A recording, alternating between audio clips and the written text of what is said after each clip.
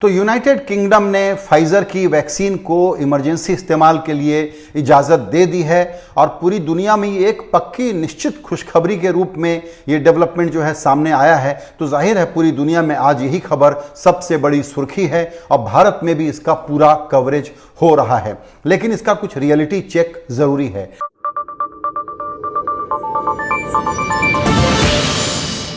सबसे पहली बात कि भारत को क्या ये वैक्सीन मिलेगी, तो बता दें कि भारत ने फाइजर के साथ कोई प्री बुकिंग नहीं की है। वो जैसे सभी से बात कर रही है सरकार यहाँ की, उनसे बात हो रही है, लेकिन ये प्रैक्टिकल नहीं होगा भारत के लिए ये वाला वैक्सीन, क्योंकि इसको -70 डिग्री पर ही ट्रांसपोर्ट और स्टोर किया जा सकता है, जिसकी भारत में व्यापक रूप से कोई व्यवस्था नहीं है। अब अमेरिका के ऊपर दबाव आ गया है कि वो भी जल्दी से परमिशन दे। तो 10 दिसंबर और 17 दिसंबर की तारीख का हमको इंतजार करना होगा, जब पहले फाइजर 10 को और 17 तारीख को मॉडर्ना के वैक्सीन के बारे में यूएस FDA जो वहां का रेगुलेटर है वो तय करेगा कि इनको इमरजेंसी ऑथराइजेशन दिया जाए कि न दिया जाए। इमरजेंसी ऑथराइजेशन का मतलब ही है कि ये फुल अप्रूवल नहीं है, सिर्फ एक्सेप्शनल केसेस में अपवाद के रूप में हाई रिस्क ग्रुप के मरीजों को और लोगों को यह टीका दिया जा सकता है। अमीर देशों की तैयारी बड़ी कोऑर्डिनेटेड है और स्मार्ट ढंग से चल रही है। उदाहरण के लिए फाइजर की एक खेप जिसको यूके ने अब परमिशन दी है, इसका एक बहुत बड़ा शिपमेंट अमेरिका में इस वक्त पहुंच रहा है। यानी जैसे ही अमेरिका ने परमिशन दी तो वहां भी इसका डिस्ट्रीब्यूशन शुरू हो जाएगा। यूरोपियन यूनियन से चूंकि यूके अलग हो गया था तो जाहिर है कि यूरोपियन यूनियन अप्रूवल देने में पीछे है, लेकिन यूके के बाद सब लोगों पर यह दबाव बढ़ेगा और जाहिर है कि जो वैक्सीन बनाने वाली कंपनियां हैं वो भी दबाव बढ़ाएंगी कि वो जल्दी से इजाजत दे दें। इमरजेंसी ऑथराइजेशन का मतलब यह है कि जब लाखों लोगों को लग जाएगा, उसके साइड इफेक्ट को देख लिया जाएगा, उसके कुछ हफ्तों के बाद ये जो रेगुलेटर हैं यूएस और यूके के, ये फुल अप्रूवल देंगे, तब माना जाएगा कि हाँ ये वैक्सीन सफल है। ये वैक्सीन क्यों ऐतिहासिक है? इसलिए कि ये पहली बार एक इस प्रकार के डिलीवरी प्लेटफॉर्म पर बना है जिसका पहले कोई इस्तेमाल नहीं किया गया है। भारत में जो हम ट्रेडिशनल तरीका अपनाते हैं उसी के आधार पर यहाँ के प्लेटफॉर्म पर वो वैक्सीन बन रही है। जब हम बात सुनते हैं भारत बायोटेक की या जाइडस कैडिला की, जहां तक सीरम इंस्टीट्यूट के वैक्सीन का सवाल है जो ऑक्सफर्ड और एस्ट्राजेनेका के साथ बात हो रही है, उसके लिए जरूर हो सकता है कि आने वाले दिनों में वहां पर अप्रूवल पहले मिल जाए पश्चिमी देशों में और उसके बाद भारत भी उसको अप्रूवल दे दे। भारत ने अभी तक किसी को अप्रूवल नहीं दिया है, यह ध्यान देने की बात है। तो अब आपका सवाल है कि कब मिलेगी, हमको कब मिलेगी?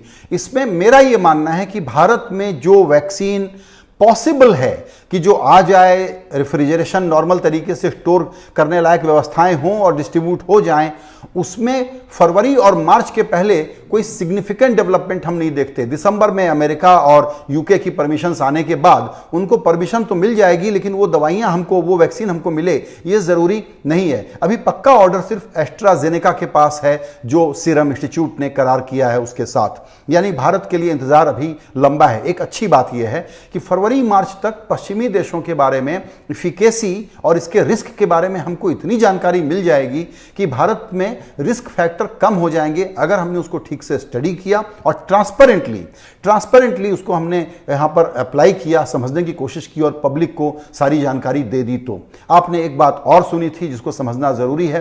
पहले कहा गया था कि फ्री टीका देंगे, सबको देंगे, लेकिन बाद में भारत के हेल्थ सेक्रेटरी ने यह क्लैरिफाई किया कि सबको टीका लगेगा, ऐसा हमने कभी नहीं कहा। जाहिर है कि इसमें चुनाव किया जाएगा हाई रिस्क ग्रुप को पहले देने के लिए। जहां तक हाई रिस्क ग्रुप का सवाल है तो यूके और यूएसए के टेम्पलेट को देखें, जहां क्लियर है कि जो ओल्ड एज नर्सिंग होम हैं, केयर होम हैं, वहाँ के जो 80 साल से ज़्यादा की उम्र के बुजुर्ग और उनका ध्यान रखने वाले डॉक्टर और नर्सेस, पहले उनको दिया जाए, फिर 75 साल, फिर 70, फिर 65 और फिर 50, इस प्रकार से चलेगा। जिनको कोई कोमॉर्बिडिटी होगी उनको पहले दिया जाएगा और ये प्रायोरिटी रहेगी। चुना जा रहा है रिस्क फैक्टर के आधार पर, न कि इकोनॉमिक फ्रेमवर्क के आधार पर, जो बात हमको एक्सपर्ट लोग समझाते हैं। तो भारत के लिए ये बात सही है कि अगर हम सोचते थे कि 130-38 करोड़ लोगों में सबको वैक्सीन लग जाएगा, सरकार ऐसी कोई व्यवस्था कर देगी, तो शायद ऐसा नहीं होने जा रहा है। तब तक सेरो सर्वे के कारण हर्ड इम्यूनिटी के कारण उसका क्या असर हुआ, उसके बारे में भी शायद हमारे पास थोड़ी ज़्यादा जानकारी होगी और भारत के जो अथॉरिटीज़ हैं वो तय कर पाएंगे कि भारत में इसका रोल आउट कैसे होना है। इन सब में जो एक अहम बात है वो ये है, और जिसके कुछ पॉइंट्स मैं उठा रहा हूं अर्थशास्त्री अजय शाह के एक लेख से जो उन्होंने कल ही बिजनेस स्टैंडर्ड में लिखा। उनका कहना है कि पीपीई और टेस्टिंग किट के बारे में भारत की लर्निंग क्या थी। पहले पब्लिक हेल्थ की क्राइसिस होने के कारण सरकार ने यह मान लिया कि सब जिम्मेदारी उसकी है, सप्लाई की कमी थी, डिमांड ज्यादा थी, भाव ज्यादा थे। लेकिन जैसे ही देखा गया कि यहां पर डिमांड है तो प्राइवेट सेक्टर के प्लेयर आए, आपूर्ति भी हो गई, दाम भी क्रैश हो गए। तो क्या भारत सरकार अपने ऊपर पूरी जिम्मेदारी लेगी कि उसके बिना और उसकी परमिशन के बिना दूसरे टीके भारत नहीं आ सकते? ऐसा करना अजय शाह के मुताबिक गलत होगा। उनका कहना है कि सरकार अपनी जिम्मेदारी निभाए, सारे डेटा कलेक्ट करे, हेल्थ और सेफ्टी मेजर्स को देखे, रेगुलेट करे, लेकिन इंपोर्ट को न रोके, प्राइस कंट्रोल की कोशिश न करे, खुद दवा बांटेगी, टीका बांटेगी ऐसा प्रयास न करे, इंपोर्ट पर बैन न लगाए, उसको जो चुनना है वो चुन ले, दूसरे जो टीके आने वाले हों वो अपने प्राइवेट सेक्टर के लोग लेकर के आए। तो मार्केट फोर्सेस पर भरोसा करेंगे कि नहीं करेंगे हमारे पब्लिक हेल्थ अथॉरिटीज के लोग, ये एक देखने की बात होगी।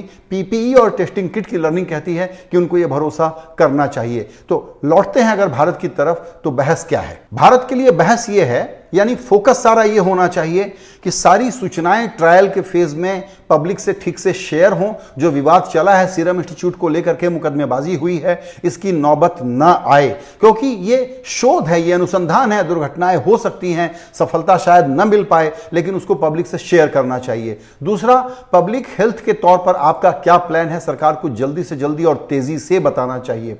जब ये क्लियर हो गया है कि यूनिवर्सली सबको ये टीका नहीं लगाने वाले हैं और जिसको जरूरत होगी उसको मिलेगा, तो जरूरी है कि प्राइवेट सेक्टर के प्ले को, मार्केट फोर्सेस के प्ले को ध्यान में रखा जाए और उन पर भरोसा किया जाए। यह सबसे इंपॉर्टेंट बात है। इसका दाम क्या होगा? फाइजर के टीके का दाम हम आपको अमेरिका में बता सकते हैं, $40 का होने जा रहा है 2 टीकों का। यानी कि ये हमारे लिए दाम अगर महंगा भी है तो जाहिर है कि सब्सिडाइज करने की बात आएगी। ये फोकस का मुद्दा होगा।